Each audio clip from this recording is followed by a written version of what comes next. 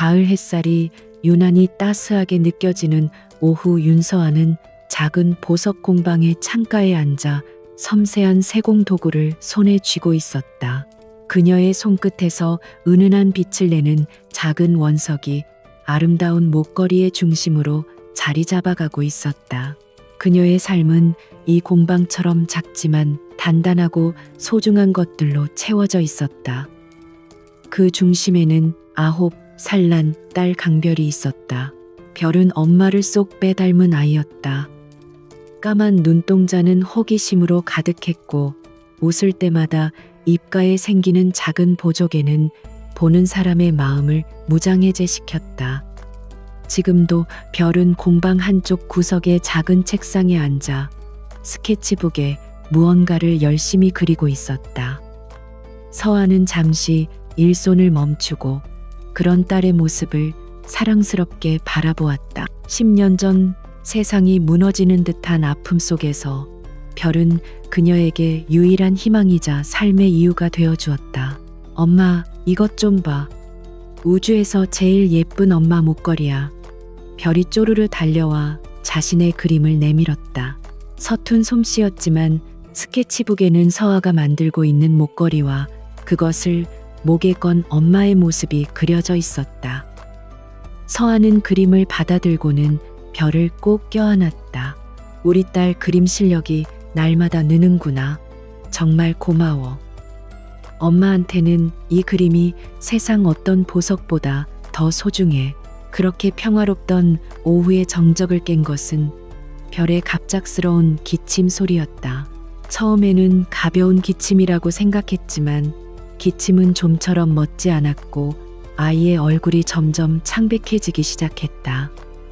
서아의 심장이 쿵 내려앉았다. 그녀는 급히 별의 이마에 손을 얹었다. 불덩이처럼 뜨거웠다. 단순한 감기가 아니라는 직감이 그녀의 온몸을 휘감았다. 서아는 앞치마를 벗어 던지고 다급하게 별의 옷을 챙겨 입혔다. 별아, 괜찮아. 조금만 참아. 엄마랑 병원 가자. 그녀의 목소리는 애써 침착하려 했지만 미세하게 떨리고 있었다. 별은 뜨거운 숨을 몰아쉬며 엄마의 품에 안겼다. 아이의 작은 몸이 축 늘어지는 것을 느끼자 서아의 눈앞이 캄캄해졌다. 그녀는 거의 울부짖듯 소리치며 공방문을 박차고 나섰다. 택시를 잡아타고 서울에서 가장 큰 대학 병원으로 향하는 내내 서아의 머릿속은 온통 하얗게 비어 있었다. 그녀는 그저 딸의 이름만 되뇌며 아이의 작은 손을 꼭 잡을 뿐이었다. 10년 동안 그녀는 강인한 엄마였다. 혼자 힘으로 아이를 키우며 겪었던 수많은 어려움 속에서도 그녀는 단 한 번도 약한 모습을 보이지 않았다. 하지만 지금 품 안에서 고통스러워하는 딸 앞에서 그녀의 강인함은 모래성처럼 무너져 내렸다. 병원 응급실은 전쟁터나 다름없었다. 사방에서 들려오는 비명과 다급한 발걸음 소리, 코를 찌르는 소독약 냄새가 서아를 더욱 불안하게 만들었다. 그녀는 접수처에서 거의 정신을 잃은 사람처럼 딸의 상태를 설명했다. 곧바로 응급 침대가 도착했고 별은 하얀 시트 위로 옮겨졌다. 의료진들이 분주하게 움직이며 아이의 몸에 각종 의료 장치를 부착하기 시작했다. 서아는 차가운 복도에 홀로 서서 응급실 커튼 너머로 보이는 딸의 모습을 애타게 지켜보았다. 시간이 어떻게 흐르는지도 몰랐다. 1분 1초가 영원처럼 느껴졌다. 각종 검사가 진행되는 동안 그녀는 기도 외에는 할 수 있는 것이 아무것도 없었다. 제발, 제발 우리 별이 아무 일도 없게 해주세요. 그녀는 속으로 수없이 되뇌었다. 얼마나 지났을까? 젊은 의사 한 명이 심각한 표정으로 그녀에게 다가왔다. 보호자분 아이의 상태가 생각보다 심각합니다. 원인을 알 수 없는 급성 고열과 경련 증상을 보이고 있습니다. 정확한 진단을 위해 소아외과 최고 전문가의 진료가 필요합니다. 지금 바로 연락을 취해두었습니다. 곧 오실 겁니다. 의사의 말은 청천벽력과도 같았다. 최고 전문가라는 말이 오히려 상황의 심각성을 증명하는 것 같아 심장이 철렁했다. 서아는 텅 빈 눈으로 의사가 가리킨 복도 끝을 바라보았다. 곧이어 여러 명의 의사들과 함께 단정하고 냉철한 인상의 한 남자가 나타났다.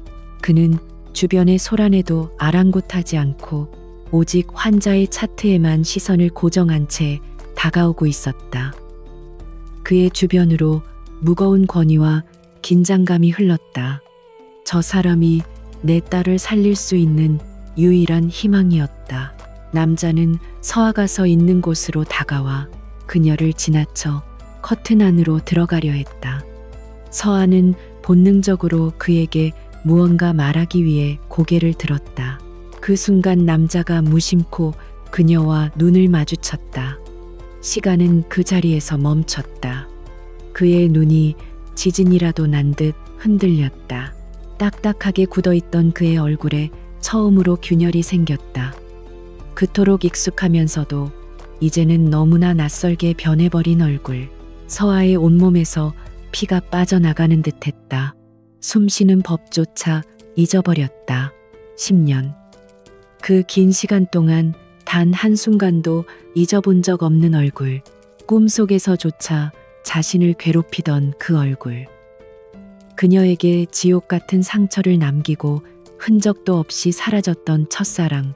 그녀의 청춘을 짓밟고 그녀의 딸에게서 아버지를 앗아간 남자 강지훈이었다.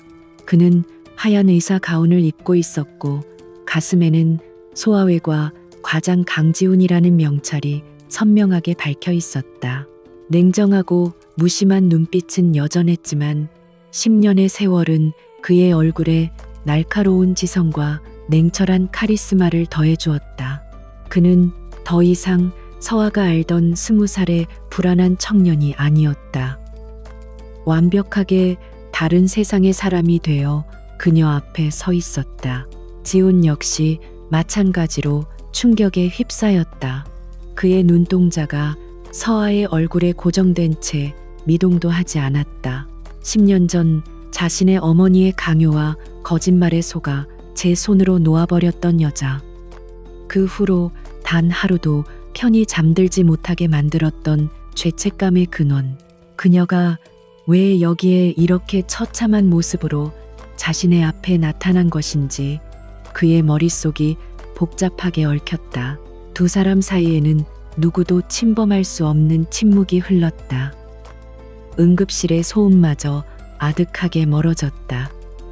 그들의 눈빛 속에서 10년의 시간이 파노라마처럼 스쳐 지나갔다. 사랑, 오해, 배신, 그리고 원망. 수많은 감정이 뒤엉켜 서로를 향해 날아들었다. 하지만 그들은 아무 말도 할 수 없었다. 그들 사이에는 이제 닿을 수 없는 깊은 강이 흐르고 있었고 그 강 저편에는 지금 한 아이가 사경을 헤매고 있었다. 강지훈은 불과 몇 초 만에 자신의 얼굴에서 모든 감정을 지워냈다. 그는 마치 윤서아라는 여자를 전혀 알지 못하는 사람처럼 혹은 방금 스쳐 지나간 낯선 사람처럼 차갑게 돌아섰다. 그의 심장은 미친 듯이 뛰고 있었지만 그의 표정은 얼음장처럼 차가웠다. 지금은 사적인 감정에 휩싸일 때가 아니었다. 커튼 너머에는 생명이 위독한 어린 환자가 있었고 그는 그 아이를 책임져야 할 의사였다. 지훈은 서아를 그대로 복도에 남겨둔 채 응급실 안으로 들어섰다. 그의 등장은 소란스럽던 응급실의 공기를 순식간에 정리했다. 그는 간결하고 정확한 목소리로 지시를 내리기 시작했다. 환자 바이탈 사인 체크하고 즉시 뇌척 수액 검사 준비해. 급성 뇌수막염일 가능성 배제할 수 없어. 추가적으로 혈액 배양 검사랑 정밀 CT 촬영도 진행한다. 그의 목소리에는 한치의 망설임도 없었다. 침대 위에 누워 가쁜 숨을 몰아쉬는 아이의 얼굴을 보는 순간 지훈의 심장이 다시 한번 세차게 요동쳤다. 아이는 서아를 꼭 닮아 있었다. 하지만 그 작은 얼굴에 어딘가에는 부정할 수 없을 만큼 뚜렷하게 자신의 흔적이 남아 있었다. 그의 눈매, 그의 입술 모양이 아이의 얼굴에 겹쳐 보였다. 그는 주먹을 꽉 쥐며 애써 고개를 돌렸다. 지금은 의심이 아니라 확신이 필요한 순간이었다. 한편 복도에 홀로 남겨진 서아는 얼어붙은 듯 그 자리에 서 있었다. 방금 전의 만남이 마치 현실이 아닌 것처럼 아득하게 느껴졌다. 10년, 그 긴 세월 동안 강지훈이라는 이름은 그녀에게 봉인된 상처와도 같았다. 다시는 열어보고 싶지 않은 하지만 결코 잊을 수 없는 고통의 기억이었다. 그런 그가 하필이면 이런 상황에서 딸 아이의 생사를 손에 쥔 의사로 나타나다니 운명의 장난은 너무나도 잔인했다. 그녀의 머릿속은 과거의 기억들로 어지럽게 뒤엉켰다. 햇살이 쏟아지던 대학 캠퍼스. 낡은 벤치에 나란히 앉아 하나의 이어폰을 나눠 끼고 음악을 듣던 20살의 그와 그녀. 그는 늘 무뚝뚝하고 표현에 서툴렀지만 그녀를 바라보는 눈빛만은 언제나 따뜻했다. 그는 가난한 고학생이었던 서아에게 유일한 안식처이자 세상의 전부였다. 서아야, 내가 꼭 성공해서 너 행복하게 해줄게. 세상에서 제일 예쁜 보석으로만 목걸이 만들어줄게. 그의 서툰 약속은 그녀에게 세상 가장 빛나는 보석보다 더 큰 희망을 주었다. 하지만 그 행복은 신기루처럼 짧았다. 졸업을 앞둔 어느 날 그는 돌연 차갑게 변했다. 우리 그만하자. 아무런 설명도 이유도 없었다. 그의 눈빛은 낯선 사람처럼 차가웠고 그가 내뱉는 말들은 비수처럼 그녀의 심장에 밝혔다. 너랑 나랑은 사는 세상이 달라. 더 이상 질질 끌고 싶지 않아. 그녀가 눈물로 매달렸지만 그는 냉정하게 돌아섰다.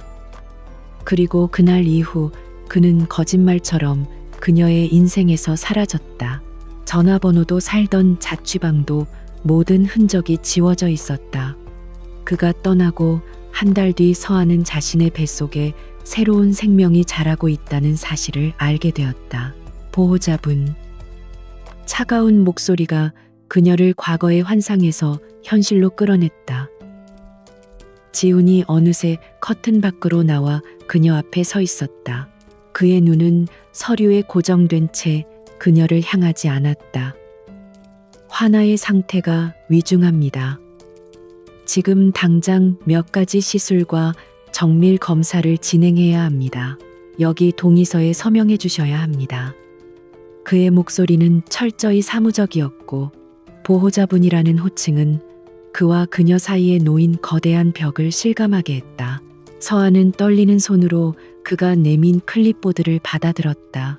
시술 동의서라는 글자가 눈물 때문에 흐릿하게 번져 보였다. 그녀는 무슨 내용인지 제대로 읽을 수도 없었다. 그녀는 그저 자신의 딸을 살려야 한다는 생각뿐이었다. 자신의 인생을 망가뜨린 남자에게 딸의 목숨을 맡겨야 하는 이 기막힌 상황이 그녀를 미치게 만들었다.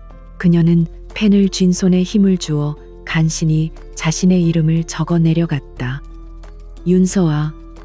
그녀의 서명을 확인한 지우는 아무 말 없이 클립보드를 다시 받아들었다. 그들의 손가락이 찰나의 순간 스쳤지만 그는 감전이라도 된 듯 빠르게 손을 떼었다. 그 짧은 접촉만으로도 10년 전의 기억이 되살아나 그를 괴롭혔다. 결과가 나오는 대로 다시 설명해 드리겠습니다. 지훈은 그 말만 남긴 채 다시 차갑게 돌아섰다. 그의 넓고 단단한 등이 점점 멀어져 갔다. 10년 전 그날처럼 그는 또다시 그녀를 혼자 남겨두고 자신의 세상으로 돌아가 버렸다. 서아는 복도 벽에 몸을 기댄 채 주저앉았다. 뜨거운 눈물이 뺨을 타고 하염없이 흘러내렸다. 지금 그녀가 느끼는 감정은 원망인지 슬픔인지 아니면 절망인지조차 구분할 수 없었다. 시간은 고문처럼 더디게 흘러갔다. 윤서아는 차가운 대기실 의자에 앉아 하염없이 복도 끝만 바라보았다. 딸 아이는 여러 검사를 위해 이곳저곳으로 옮겨졌고 그녀는 그저 기다리는 것 외에는 아무것도 할 수 없었다. 그녀의 세상은 이 병원의 하얀 벽 안에 갇혀버렸다. 불안감이 독처럼 온몸으로 퍼져나가는 것 같았다.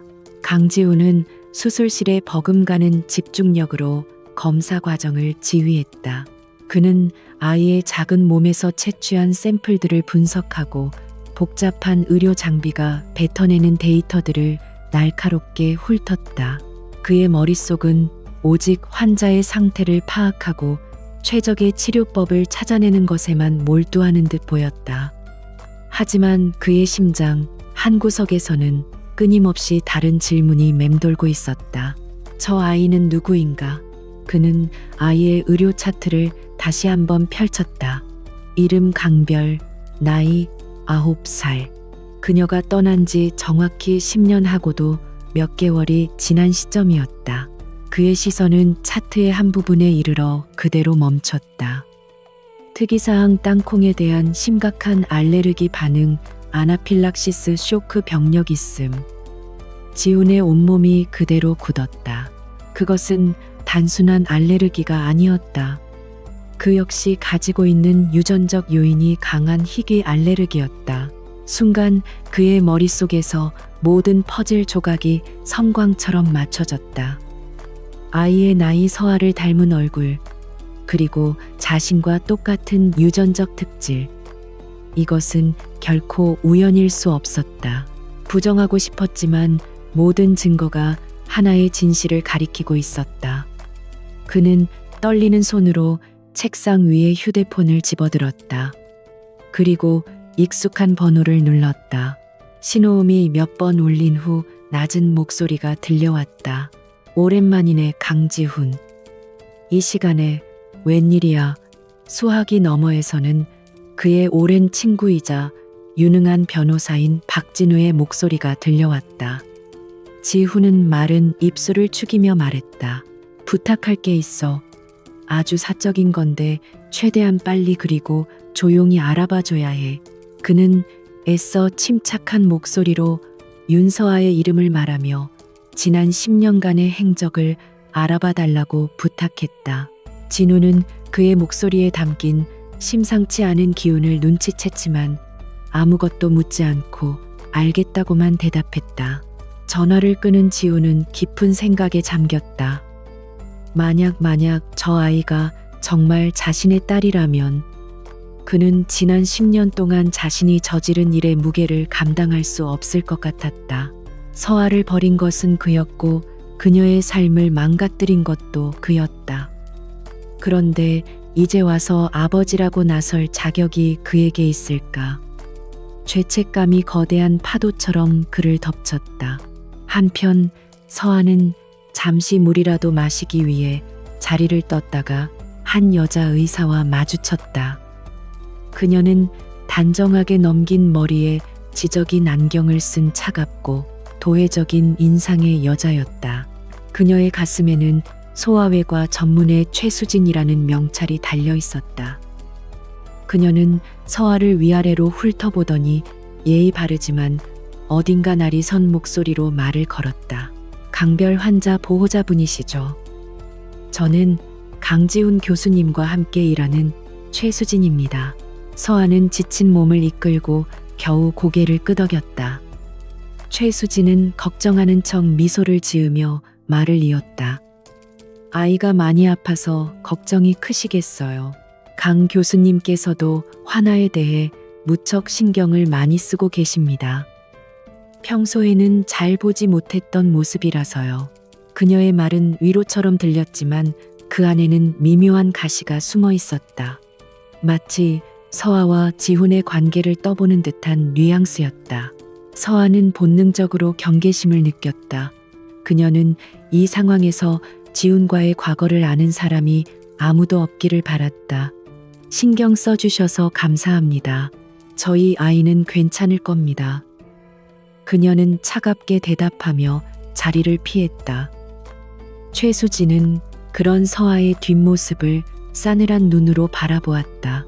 그녀의 예리한 직감은 강지훈과 저 여자 사이에 무언가 특별한 사연이 있다는 것을 감지하고 있었다.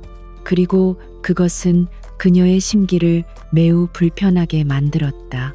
그날 밤 병원은 깊은 정적에 잠겼다. 지훈은 홀로 자신의 연구실에 남아 모니터를 응시하고 있었다. 화면에는 별의 뇌 CT 영상이 떠 있었다.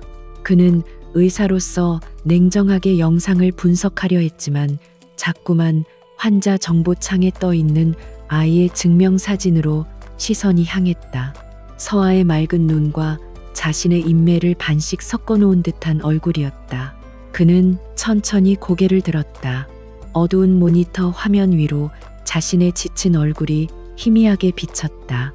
순간 화면 속 아이의 얼굴과 자신의 얼굴이 하나로 겹쳐지는 듯한 착각이 일었다. 의심은 점차 확신으로 변해가고 있었다.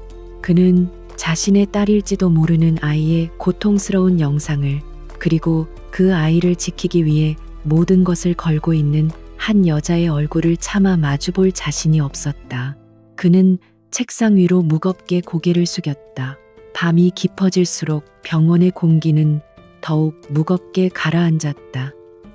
각종 검사 결과들이 하나둘씩 도착했지만 그 어떤 것도 강별의 병세를 명확하게 설명해 주지 못했다. 결과는 모호했고 오히려 아이의 상태가 일반적인 질병의 범주를 벗어나 있다는 사실만을 암시할 뿐이었다. 강지훈의 표정은 점점 더 굳어갔다. 그는 최악의 시나리오, 즉 희귀 바이러스에 의한 급성 뇌질환일 가능성을 염두에 두기 시작했다. 윤서아는 유리창 너머 중환자실에 누워있는 딸의 모습을 망연자실하게 바라보았다. 아이의 작은 몸은 각종 튜브와 기계 장치에 둘러싸여 있었다. 며칠 전까지만 해도 제품에서 제잘거리던 아이의 모습이 아득한 꿈처럼 느껴졌다. 그녀는 차라리 자신이 아팠으면 좋겠다고, 딸이 겪는 고통을 모두 가져올 수만 있다면 어떤 대가라도 치를 수 있다고 간절히 기도했다. 바로 그 순간이었다. 별의 상태를 보여주던 모니터에서 갑자기 날카로운 경고음이 울려 퍼지기 시작했다. 아이의 혈압이 급격히 떨어지고 심박수가 불안정하게 요동쳤다. 아이의 작은 몸이 갑자기 활처럼 뻣뻣하게 굳으며 심한 경련을 일으켰다. 중환자실 안의 의료진들이 다급하게 움직이기 시작했다. 코드 블루 소아, 중환자실 간호사의 외침이 복도를 갈랐다. 서아의 눈앞이 하얗게 변했다. 그녀는 유리창에 이마를 찌으며 딸의 이름을 울부짖었다. 별아, 안 돼, 별아. 그녀의 비명이 병원의 정적을 깨뜨렸지만 두꺼운 유리문은 그녀와 딸의 세상을 무정하게 갈라놓고 있었다. 그녀는 문을 열고 들어가려 했지만 의료진에 의해 저지당했다. 절망이 그녀의 온몸을 쇠사슬처럼 옭아매는 듯했다. 그때였다. 연구실에서 차트를 분석하던 지훈이 비상벨 소리를 듣고 뛰쳐나왔다. 그는 중환자실 앞을 가로막고 선 동료들을 거칠게 밀치며 안으로 뛰어들어갔다. 그의 눈에는 오직 침대 위에서 사투를 벌이고 있는 작은 아이의 모습밖에 보이지 않았다. 그는 순식간에 상황을 파악하고 냉철하게 지시를 내렸다. 제세동기 준비에 에피네프린 1mg, 정맥 주사기도 확보하고 산소 공급량 최대로 올려. 지훈은 더 이상 과거의 얽매인 남자가 아니었다. 그는 생과 사의 경계에서 죽음과 싸우는 냉철한 지휘관이었다. 그의 손은 한치의 오차도 없이 움직였고 그의 판단은 빠르고 정확했다. 그는 직접 제세동기를 들고 아이의 작은 가슴에 전기 충격을 가했다. 몇 번의 위기일발의 순간이 지나고 길고 긴장된 시간이 흐른 뒤 마침내 요란하게 울리던 경고음이 잦아들기 시작했다. 모니터 위의 곡선들이 기적처럼 안정을 되찾았다. 모든 상황이 종료된 후 지훈은 땀으로 흠뻑 젖은 채 침대 옆에 서 있었다. 그는 지친 눈으로 평온하게 잠든 아이의 얼굴을 내려다보았다. 그리고 천천히 고개를 돌려 유리창 너머 바닥에 주저앉아 울고 있는 서아를 바라보았다. 순간 그를 감싸고 있던 단단한 얼음의 벽에 균열이 생겼다. 그는 천천히 중환자실 문을 열고 그녀에게 다가갔다. 서아는 고개를 들 힘도 없이 흐느끼고 있었다. 그런 그녀의 그림자 위로 지훈의 모습이 겹쳐졌다. 그는 아무 말 없이 그녀 앞에 쪼그리고 앉았다. 그리고는 아주 잠시 망설인 끝에 떨리는 그녀의 어깨 위로 조심스럽게 손을 얹었다. 그의 손은 따뜻했다. 10년 만에 처음 느껴보는 잊고 있던 온기였다. 고비는 넘겼습니다. 그의 목소리는 잔뜩 쉬어 있었지만 더 이상 차갑지 않았다. 그 안에는 깊은 피로감과 함께 인간적인 연민과 안도감이 묻어 있었다. 아이는 강합니다. 당신이 생각하는 것보다 훨씬. 그의 서툰 위로에 서아의 울음이 터져 나왔다. 그녀는 참아왔던 모든 서름과 공포를 토해내듯 어린아이처럼 목 놓아 울었다.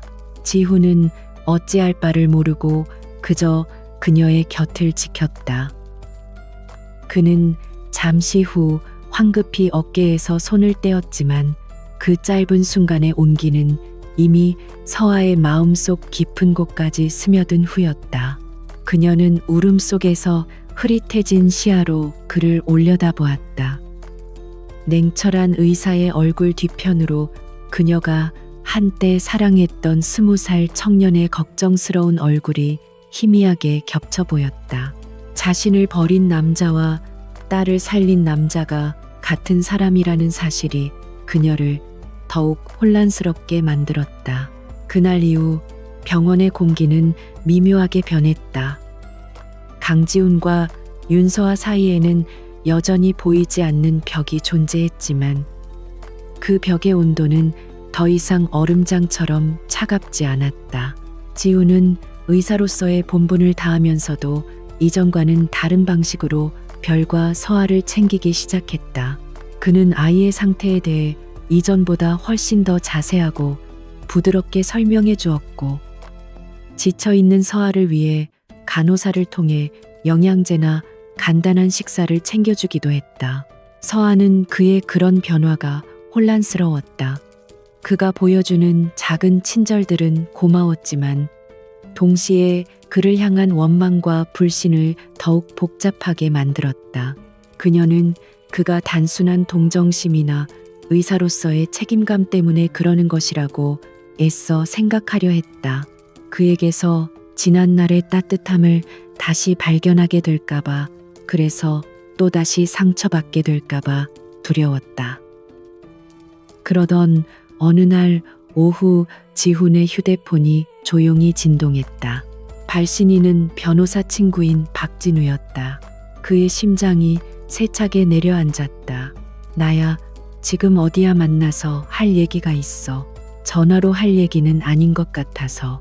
진우의 목소리는 낮고 진지했다. 지훈은 곧바로 동료 의사에게 잠시 자리를 부탁하고 병원을 빠져나왔다. 두 사람은 병원 근처의 한적한 카페 가장 구석진 자리에 마주 앉았다. 진우는 서류 봉투 하나를 테이블 위로 내밀었다. 지훈은 마른 침을 삼키며 봉투를 열었다. 그 안에는 지난 10년간 윤서아라는 여자가 살아온 삶의 기록이 담겨 있었다. 그녀는 결혼한 적이 없었다. 그와 헤어진 직후 서울을 떠나 작은 지방 도시로 이사했고 그곳에서 딸을 낳았다. 아이의 이름은 강별, 출생 신고서의 아빠 이름은 공란이었지만 아이는 그의 성을 따르고 있었다. 서류에는 서아가 별을 키우기 위해 거쳐온 고된 시간들이 고스란히 담겨 있었다. 식당 아르바이트, 공장 계약직, 야간 편의점 직원. 그녀는 온갖 꾸준 일을 마다하지 않으며 홀로 아이를 키웠다. 그러면서도 밤에는 주얼리 디자인 공부를 손에서 놓지 않았다. 그녀의 삶은 가난했지만 누구에게도 기대지 않은 채 자신의 힘으로 꿋꿋하게 버텨온 시간 그 자체였다. 지훈의 손이 가늘게 떨리기 시작했다. 서류의 마지막 장은 진우가 따로 정리한 메모였다. 자네 어머니의 예전 비서를 수소문 끝에 만났네. 지금은 은퇴하고 시골에 내려가 있는데 양심의 가책 때문인지 모든 걸 털어놓더군. 지훈의 눈이 메모의 다음 문장에 고정되었다. 그의 세상이 송두리째 무너져 내리는 순간이었다. 10년 전 그의 어머니 강 회장은 서아의 임신 사실을 알게 되었다. 그녀는 지훈 몰래 서아를 찾아갔다. 그리고는 돈 봉투를 내밀며 아이를 지우고 아들의 인생에서 영원히 사라지라고 종용했다. 하지만 서아는 그 돈을 거절했다. 그녀는 모욕감 속에서도 꼿꼿하게 허리를 펴고 아이는 혼자 낳아 기를 것이라고 말했다. 궁지에 몰린 강 회장은 아들에게 돌아와 잔인한 거짓말을 했다. 서아가 사실은 다른 남자가 있었으며 자신에게 거액의 돈을 받고 기쁘게 아이를 지웠다고, 다시는 연락하지 말아달라는 말을 남기고 떠났다고. 그 거짓말은 당시 세상 물정 모르던 20살의 지훈을 완벽하게 속였다. 사랑에 대한 배신감과 환멸은 그를 차가운 사람으로 만들었고, 그는 오직 일에만 미친 듯이 매달리며 과거의 상처를 잊으려 했다. 거짓말, 전부 다 거짓말이었어. 지훈의 목소리가 갈라져 나왔다. 분노와 죄책감, 그리고 서아에 대한 미안함이 뒤섞여 그의 숨통을 조여왔다. 그의 어머니가 자신의 행복을 위해 한 여자의 인생과 자기 손녀의 존재를 그토록 오랫동안 짓밟아왔다는 사실을 믿을 수가 없었다. 그는 서아가 겪었을 고통과 외로움을 감히 상상조차 할 수 없었다. 그는 카페를 뛰쳐나와 정신없이 차를 몰았다. 어디로 가야 할지, 무엇을 해야 할지 아무 생각도 나지 않았다. 그의 머릿속은 온통 서아의 얼굴과 서류 속 강별이라는 이름으로 가득 차 있었다. 그는 병원 주차장에 차를 세웠지만 차마 내릴 수가 없었다. 그는 핸들을 부서져라 쥔 채 오열했다. 잃어버린 10년의 시간과 자신이 저지른 돌이킬 수 없는 과오의 무게가 그의 온몸을 짓눌렀다. 이제 그는 자신이 망가뜨린 과거를 어떻게 마주해야 할지 막막하기만 했다. 모든 진실을 알게 된 다음 날 강지우는 완전히 다른 사람이 되어 병원에 나타났다. 밤새 한숨도 자지 못한 그의 얼굴은 헬쑥했고 눈은 붉게 충혈되어 있었다. 하지만 그를 가장 달라 보이게 만든 것은 그의 태도였다. 이전의 냉철하고 흔들림 없던 모습은 온데간데 없고 죄책감에 짓눌려 어쩔 줄 모르는 한 남자의 모습만이 남아 있었다. 그의 변화는 병원 동료들, 특히 최수진의 눈에 가장 먼저 띄었다. 지우는 회진 시간 내내 강별의 침대 옆을 떠나지 않았고 다른 환자들에게는 보이지 않던 불안한 기색을 숨기지 못했다. 그는 간호사들에게 별의 상태를 10분 단위로 보고하라고 지시하는 등 평소에 그답지 않은 예민한 반응을 보였다. 최수진은 그의 그런 모습이 단순한 의사의 책임감을 넘어선 집착이라는 것을 느꼈다. 지우는 어떻게든 서아에게 다가가고 싶었다. 사과하고 싶었고 모든 것을 설명하고 싶었다. 하지만 무슨 말부터 시작해야 할지 알 수 없었다. 미안하다는 말 한마디로는 지난 10년의 고통을 설명할 수도 용서받을 수도 없다는 것을 잘 알고 있었다. 그래서 그는 가장 어리석고 서툰 방법을 택했다. 바로 돈과 지위를 이용한 보상이었다. 그는 최고급 원두로 내린 커피를 들고 서아에게 다가갔다. 그리고는 아무렇지 않은 척 말을 건넸다. 밤새우시느라 힘드실 텐데 이거라도 드세요. 또한 그는 별을 병원의 VVIP 1인실로 옮기는 것이 어떻겠냐고 제안했다. 더 나은 환경에서 아이를 돌볼 수 있을 거라는 명목이었지만 그의 진짜 의도는 어떻게든 그녀에게 물질적인 보상을 해주고 싶은 죄책감의 발로였다. 하지만 그의 이런 행동은 서아의 자존심을 정면으로 건드렸다. 그녀의 눈에 비친 지훈의 모습은 과거의 잘못을 돈으로 무마하려는 비겁한 남자에 불과했다. 그의 값비싼 커피와 특실 제안은 그녀가 혼자 힘으로 아이를 키우며 지켜온 10년의 세월에 대한 모욕처럼 느껴졌다. 그녀는 그가 건넨 커피를 싸늘하게 외면했다. 결국 서아는 복도에서 그를 따로 불러세웠다. 그녀의 목소리는 얼음처럼 차가웠다. 강지훈 교수님. 그녀는 의식적으로 교수님이라는 호칭을 사용하며 그와 자신 사이의 거리를 명확히 했다. 저는 교수님의 동정이나 자선이 필요 없습니다. 제 딸을 다른 환자들과 똑같이 의사로서의 본분에 맞게 치료해 주십시오. 제가 바라는 건 그것뿐입니다. 지우는 아무 말도 할 수 없었다. 그녀의 단호한 거절 앞에서 그는 속수무책이었다. 그는 진실을 외치고 싶었다. 내가 내 아버지다. 우리가 이런 대우를 받는 것은 당연한 권리다. 라고 말하고 싶었다. 하지만 그럴 수 없었다. 지금 진실을 밝히는 것은 그녀에게 더 큰 상처와 혼란을 줄 뿐이라는 것을 알았기 때문이다. 서아는 그의 침묵을 긍정으로 받아들였다. 그녀는 싸늘하게 돌아섰고 그들의 대화를 멀리서 지켜보던 최수진의 입가에는 희미한 미소가 번졌다. 그녀의 눈에는 서아가 능력 있는 의사의 호의를 무시하는 오만하고 무례한 보호자로 보일 뿐이었다. 그녀는 서아를 병원에서 몰아낼 계획을 조용히 세우기 시작했다. 홀로 남겨진 지훈은 깊은 무력감에 휩싸였다. 진실을 알게 되었지만 그 진실은 그와 서아 사이에 더 높고 단단한 벽을 쌓아 올렸을 뿐이었다. 그는 깨달았다. 돈이나 지위로는 그녀의 다친 마음을 결코 열 수 없다는 것을. 그녀의 용서를 구하는 길은 훨씬 더 길고 고통스러울 것이며 진심 외에는 다른 어떤 방법도 통하지 않을 것이라는 사실을 말이다. 그는 이제 막 그 험난한 여정의 첫걸음을 뗄 준비를 해야 했다. 최수진의 예리한 눈은 강지훈의 미세한 변화 하나하나를 놓치지 않았다. 그녀는 지훈이 윤서아 모녀에게 보이는 관심이 단순한 의사의 책임감을 넘어선 감정이라는 것을 확신했다.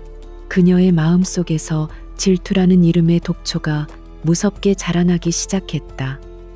그녀는 강지훈이라는 완벽한 남자를 자신의 것으로 만들기 위해 오랫동안 공을 들여왔다. 갑자기 나타난 초라한 미혼모 따위에게 그를 빼앗길 수는 없었다. 그녀는 자신의 지위를 이용해 윤서아의 뒷조사를 시작했다. 병원 전산망을 통해 그녀의 신상 정보를 확인하는 것은 식은 죽 먹기였다. 서아의 이력은 그녀의 예상과 편견에서 한치도 벗어나지 않았다. 변변한 직업도 재산도 없는 가난한 미혼모. 최수진의 입가에 경멸적인 미소가 걸렸다. 그녀는 서아를 교수의 친절을 이용해 인생을 바꿔보려는 속물이라고 단정지었다. 최수진은 교묘한 방식으로 자신의 의심을 퍼뜨리기 시작했다. 그녀는 소아병동의 간호사 스테이션에 들러 마치 걱정스럽다는 듯이 운을 뗐 강별 환자 보호자분 어딘가 좀 위태로워 보이지 않아요? 강 교수님께서 너무 신경을 쓰시는 것 같아. 제가 다 걱정이네요. 저런 사람일수록 나중에 무슨 딴 마음을 품을지 모르는 건데. 그녀의 말은 동료를 걱정하는 것처럼 포장되어 있었지만 그 안에는 서아의 인격을 폄하하는 악의가 담겨 있었다. 그녀의 말은 바이러스처럼 빠르게 퍼져나갔다. 며칠 지나지 않아 병동의 분위기는 눈에 띄게 달라졌다. 이전까지 서아에게 동정적이고 친절했던 간호사들은 이제 그녀를 불편하고 의심스러운 눈초리로 쳐다보았다. 그들은 그녀가 지나갈 때마다 자기들끼리 수군거렸고 그녀의 질문에 사무적이고 차갑게 대답했다. 서아는 영문도 모른 채 자신을 옥죄어오는 차가운 공기에 숨이 막혔다. 서아는 자신이 병원 내에서 완전히 고립되었음을 느꼈다. 딸의 병간호만으로도 벅찬 그녀에게 사람들의 날 선 시선은 또 다른 고통이었다. 그녀는 자신이 무언가 잘못한 것은 아닌지, 자신의 초라한 행색이 사람들에게 불쾌감을 주는 것은 아닌지 자책했다. 그녀는 점점 더 위축되었고 꼭 필요한 말이 아니면 누구에게도 입을 열지 않게 되었다. 루머가 성공적으로 퍼졌다고 판단한 최수진은 서아에게 직접적인 공격을 가하기로 마음먹었다. 그녀는 병원 내 한적한 기도실에서 홀로 기도하고 있는 서아를 찾아냈다. 그녀는 서아의 옆자리에 조용히 앉아 위선을 가득 담은 목소리로 말을 걸었다. 보호자분 많이 힘드시죠? 혼자서 아이를 돌보는 게 얼마나 어려운 일인지 저도 잘 압니다. 그녀는 마치 서아의 편인 척 연기하며 말을 이었다. 하지만 이럴 때일수록 처신을 잘하셔야 해요. 아시다시피 강지훈 교수님은 이 병원뿐만 아니라 학계에서도 아주 중요한 분이시죠. 불필요한 오해나 구설수에 휘말리시면 곤란합니다. 괜한 기대나 사적인 감정으로 교수님을 힘들게 해드리는 일은 없어야겠죠. 그녀의 말은 조언의 형태를 띤 명백한 경고였다. 그 순간 서아는 자신을 둘러싸고 있던 차가운 공기의 진원지가 바로 눈앞의 여자라는 것을 깨달았다. 그녀는 더 이상 물러서지 않았다. 그녀는 조용히 고개를 들어 최수진의 눈을 똑바로 쳐다보았다. 그녀의 눈빛은 슬펐지만 그 안에는 꺾이지 않는 단단한 심지가 밝혀 있었다. 제게 중요한 것은 오직 제 딸의 건강뿐입니다. 의사 선생님께서 말씀하시는 불필요한 오해가 무엇을 의미하는지는 모르겠지만 그건 제 관심사가 아닙니다. 제 딸의 치료에만 집중해 주셨으면 좋겠습니다. 서아의 단호한 태도에 최수진은 순간 할 말을 잃었다. 그녀는 서아가 자신의 경고에 겁을 먹고 물러설 것이라고 예상했지만 결과는 정반대였다. 서아의 눈빛은 오히려 자신을 한심하다는 듯이 바라보고 있었다. 모욕감에 최수진의 얼굴이 붉게 달아올랐다. 그녀는 서아를 향한 적개심을 불태우며 반드시 저 여자를 지훈의 곁에서 그리고 이 병원에서 쫓아내고야 말겠다고 다짐했다. 자신의 경고가 윤서아에게 아무런 효과가 없었다는 사실에 최수진의 분노는 극에 달했다. 그녀는 더 이상 간접적인 방법으로는 안 되겠다고 판단했다. 그녀는 이 상황을 단번에 끝낼 수 있는 가장 확실한 카드를 꺼내들기로 결심했다. 그것은 바로 강지훈의 어머니 강 회장이었다. 그녀는 공중전화로 달려가 비서실을 통해 강 회장에게 익명의 제보를 했다. 회장님 아드님이신 강지훈 교수님 일로 연락드렸습니다. 지금 병원에 어떤 미혼모와 아픈 아이가 입원해 있는데 교수님께서 그들에게 상식밖에 과도한 친절을 베풀고 계십니다. 병원 내에 좋지 않은 소문이 돌고 있어 회장님께서 아셔야 할 것 같아 연락드렸습니다. 최수진은 윤서아라는 이름까지 정확히 언급하며 지훈과 병원의 명예를 걱정하는 충직한 부하 직원인 척 연기했다. 제보는 즉각적인 효과를 나타냈다. 다음 날 오후 병원 로비는 갑작스러운 소란에 휩싸였다. 최고급 세단에서 내린 강 회장이 비서와 경호원들을 대동하고 병원 안으로 들어선 것이다. 그녀는 머리부터 발끝까지 값비싼 명품으로 치장하고 있었고 그녀의 얼굴에는 오만함과 냉기가 서려 있었다. 그녀의 등장은 병원의 공기마저 얼어붙게 만들었다. 그녀는 병원장에게 직접 안내를 요구하며 곧장 소아 병동으로 향했다. 그 시각 서아는 다른 보호자들과 함께 병동 라운지에서 잠시 숨을 돌리고 있었다.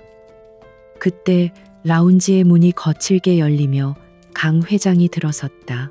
그녀는 한치의 망설임도 없이 서아에게 다가와 모든 사람이 보는 앞에서 그녀의 뺨을 내리쳤다. 짝 하는 날카로운 소리와 함께 라운지에는 정적이 흘렀다. 서아는 갑작스러운 공격에 아무런 대응도 하지 못한 채 바닥에 쓰러졌다. 강 회장은 경멸이 가득한 눈으로 서아를 내려다보며 소리쳤다. 내년이 감히 아직도 내 아들 주위를 맴돌아 10년 전에 내가 줬던 돈은 벌써 다 써버린 모양이지. 이제는 병든 애를 앞세워서 내 아들 발목을 잡으려는 수작이냐. 그녀의 모욕적인 언사는 라운지에 있는 모든 사람에게 똑똑히 들렸다. 사람들은 충격과 호기심이 뒤섞인 눈으로 서아를 쳐다보며 수군거리기 시작했다. 서아는 뺨을 감싸준 채 천천히 일어섰다. 수치심에 온몸이 떨렸지만 그녀는 눈물을 보이지 않았다. 그녀는 강 회장의 눈을 똑바로 마주보며 말했다. 돌아가 주십시오. 회장님께서 이런 행동을 하실 자격 없습니다. 그녀의 목소리는 작았지만 그 안에는 결코 꺾이지 않을 존엄성이 담겨 있었다.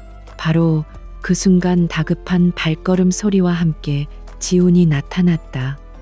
그는 한 간호사의 연락을 받고 미친 듯이 달려온 참이었다. 그의 눈에 들어온 것은 바닥에 쓰러져 있는 서아와 그녀를 향해 다시 손을 치켜들고 있는 자신의 어머니, 그리고 그들을 구경거리처럼 둘러싼 사람들이었다. 지훈의 눈빛이 싸늘하게 식었다. 그는 성큼성큼 다가가 자신의 어머니의 팔을 거칠게 붙잡았다. 그리고는 평생 단 한 번도 거역해 본 적 없는 어머니를 향해 얼음처럼 차가운 목소리로 말했다. 어머니 지금 뭐 하시는 겁니까? 그는 서아의 앞을 가로막고 서서 마치 성벽처럼 그녀를 보호했다. 그리고는 모든 사람이 들을 수 있도록 단호하게 선언했다. 어머니께서 10년 전에 저에게 하셨던 모든 말씀은 전부 거짓말이었습니다. 장내에 있던 모든 사람들이 숨을 죽였다. 지훈은 잠시 말을 멈추고 결심을 굳힌 듯 다시 입을 열었다. 그의 시선은 어머니를 넘어 겁에 질린 서아와 호기심에 찬 구경꾼들, 그리고 멀리서 이 상황을 지켜보고 있는 최수진을 향했다. 저기 누워있는 아이 강별은 제 딸입니다. 제가 바로 저 아이의 아버지입니다. 그의 외침은 천둥처럼 라운지 전체에 울려 퍼졌다. 강 회장은 아들의 입에서 나온 충격적인 고백에 그대로 얼어붙었다. 최수진의 얼굴은 하얗게 질려버렸다. 그리고 윤서아는 자신을 가로막고 선 남자의 넓은 등을 바라보며 하염없이 눈물을 흘렸다. 그는 방금 세상 앞에서 그녀의 짓밟았던 명예를 되찾아주고 그들의 아이를 자신의 딸이라고 처음으로 인정해 주었다. 강지훈의 폭탄 선언 이후 라운지에는 숨막히는 정적이 흘렀다. 그는 석상처럼 굳어버린 어머니와 경악으로 얼굴이 일그러진 최수진을 차갑게 외면했다. 그의 세상에는 오직 한 사람 눈물을 흘리며 그를 바라보는 윤서아뿐이었다. 그는 조심스럽게 그녀에게 다가가 떨리는 팔을 부드럽게 감쌌다. 서아야, 여기서 이러지 말고 나랑 얘기 좀 하자. 그의 목소리는 애원처럼 들렸다. 그는 서아를 부축해 사람들의 시선을 피해 병원 옥상 정원으로 이끌었다. 차가운 밤 공기가 두 사람의 뺨을 스쳤다.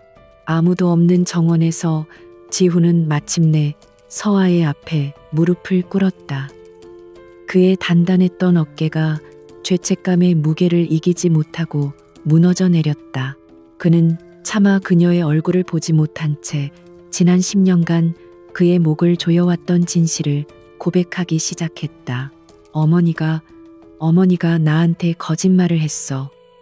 네가 돈을 받고 아이를 지웠다고, 다른 남자를 만나 떠났다고. 나는 바보같이 그 말을 믿었어, 서아야. 그의 목소리는 울음에 잠겨 있었다. 그는 자신이 얼마나 어리석었는지, 그녀를 찾아볼 생각조차 하지 않은 자신이 얼마나 비겁했는지를 자책했다. 그는 변명하지 않았다. 오직 자신의 잘못과 어리석음을 인정하며 용서를 구했다. 미안하다. 정말 미안하다. 내가 너와 우리 아이에게 평생 갚아도 못할 죄를 지었어. 서아는 아무 말 없이 그의 고백을 들었다. 그녀의 마음 속에서 10년 동안 굳어있던 원망의 얼음이 조금씩 녹아내리기 시작했다. 자신을 버렸다고 생각했던 남자가 사실은 자신과 마찬가지로 끔찍한 거짓말의 피해자였다는 사실이 그녀를 혼란스럽게 했다.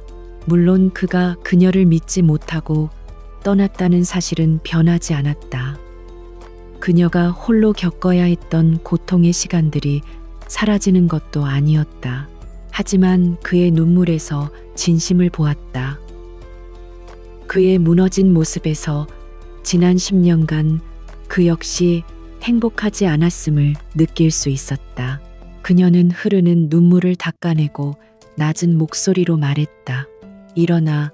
네가 무릎 꿇는다고 해서 내 10년의 세월이 보상받는 건 아니야.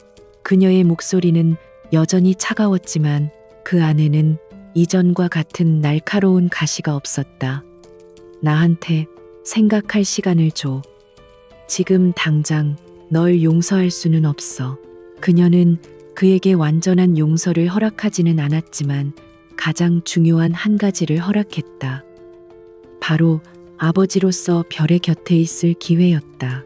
그날 이후 지우는 의사로서가 아닌 아버지로서 별의 병실을 지켰다. 아이가 의식을 되찾았을 때 그는 조심스럽게 아이의 작은 손을 잡았다. 그는 섣불리 자신이 아빠라는 말을 꺼내지 않았다. 대신 아이의 눈높이에 맞춰 다정하게 이야기를 들려주고 책을 읽어주었다. 별은 처음에는 낯을 가렸지만 자신을 바라보는 지훈의 눈빛에서 느껴지는 따뜻함에 조금씩 마음을 열기 시작했다. 아빠라는 존재를 가져본 적 없는 아이는 자신을 정성껏 돌봐주는 이 다정한 의사 선생님에게 본능적인 끌림과 편안함을 느꼈다. 지훈은 서툰 솜씨로 남아 아이의 머리를 빗겨주고 서아가 잠시 쉴 수 있도록 밤새 아이의 곁을 지켰다. 서아는 병실 문틈으로 그 모습을 조용히 지켜보았다. 서로를 향해 조심스럽게 다가가는 두 사람의 모습을 보는 그녀의 마음은 복잡했다. 그녀의 상처는 아직 아물지 않았고 미래에 대한 두려움도 여전했다. 하지만 10년 만에 처음으로 그녀의 마음속에 희미한 희망의 빛이 비치기 시작했다. 완벽한 가족이 되는 길은 멀고 험하겠지만 어쩌면 다시 시작할 수 있을지도 모른다는 작은 기대감이 싹트고 있었다. 계절이 몇 번의 옷을 갈아입는 동안 세 사람의 시간에도 많은 변화가 찾아왔다. 길고 혹독했던 병원에서의 시간은 과거가 되었고 강별은 기적처럼 건강을 되찾았다. 아이의 웃음소리가 다시 집안을 채우기 시작했고 그 곁에는 늘 든든한 아빠 강지훈이 함께했다. 그는 잃어버린 10년의 세월을 보상이라도 하려는 듯 모든 시간을 딸과 함께 보냈다. 지훈은 더 이상 병원의 냉철한 의사가 아니었다. 그는 딸의 등하교기를 함께하고 서툰 솜씨로 아이의 머리를 묶어주었으며 주말이면 함께 공원으로 피크닉을 갔다. 별은 그런 아빠의 존재를 자연스럽게 받아들였다. 아이의 세계는 엄마와 아빠라는 두 개의 기둥으로 인해 이전보다 훨씬 더 안정되고 풍요로워졌다. 윤서아와 강지훈의 관계는 여전히 조심스러웠다. 지훈은 그녀에게 섣불리 다가가지 않았다. 대신 그는 행동으로 자신의 진심을 증명해 보였다. 그는 서아가 오랫동안 꿈꿔왔던 작은 주얼리 공방을 열 수 있도록 묵묵히 지원했다. 하지만 결코 자신의 돈을 과시하는 방식이 아니었다. 그는 그녀의 이름으로 대출을 받을 수 있도록 보증을 서주고 그녀가 디자이너로서의 독립성을 잃지 않도록 뒤에서 조용히 도왔다. 서아는 그런 그의 배려 속에서 조금씩 마음의 문을 열었다. 그녀는 지훈이 더 이상 과거의 미성숙한 청년이 아니라 자신의 상처를 이해하고 존중할 줄 아는 어른이 되었다는 것을 느꼈다. 그들이 함께하는 시간은 어색했지만 그 어색함 속에는 새로운 신뢰와 관계를 쌓아가는 설렘이 깃들어 있었다. 그들을 둘러싼 과거의 인물들에게도 시간은 공평하게 흘렀다. 병원에서 공개적으로 망신을 당한 강 회장은 모든 것을 잃었다. 지훈은 그녀에게 경제적인 지원을 모두 끊었고 서아에게 진심으로 무릎 꿇고 사과하지 않는 한 손녀를 만날 생각도 말라고 선언했다. 홀로 남겨진 그녀는 뒤늦게 자신의 과오를 후회했지만 이미 엎질러진 물이었다. 최수진 역시 자신의 악행에 대한 대가를 치렀다. 지훈의 폭로 이후 그녀의 이중적인 모습이 병원 전체에 알려졌다. 동료들의 경멸과 외면을 견디지 못한 그녀는 결국 사직서를 내고 지방의 작은 병원으로 자리를 옮겼다. 그녀의 야망은 자신의 질투심이 만든 불길 속에서 한 줌의 재로 변해버렸다. 따스한 봄, 햇살이 내리쬐는 어느 주말 오후 세 사람은 강변 공원으로 피크닉을 나왔다. 별은 아빠가 사준 예쁜 연을 들고 잔디밭 위를 신나게 뛰어다녔다. 서아와 지우는 돗자리에 나란히 앉아 그런 딸의 모습을 미소 지으며 바라보았다. 평화롭고 완벽한 오후였다. 지우는 조심스럽게 서아의 손 위로 자신의 손을 포겠다. 이번에 서아는 그의 손을 피하지 않았다. 그녀는 그의 손을 마주 잡았다. 지우는 그녀를 바라보며 낮은 목소리로 말했다. 고마워 서아야. 나 같은 놈에게 다시 시작할 기회를 줘서. 그의 눈에는 진심 어린 감사가 담겨 있었다. 서아는 대답 대신 10년 만에 처음으로 그를 향해 따뜻하고 편안한 미소를 지어 보였다. 우리 별이를 위해서, 그리고 우리를 위해서. 그녀의 말은 모든 것을 용서하고 새로운 미래를 함께 만들어가자는 약속처럼 들렸다. 두 사람은 서로의 손을 꼭 잡은 채 봄 햇살 아래에서 행복하게 웃고 있는 딸에게로 시선을 돌렸다. 상처로 얼룩졌던 과거는 지나갔고 이제 그들 앞에는 따뜻하고 희망찬 내일만이 기다리고 있었다.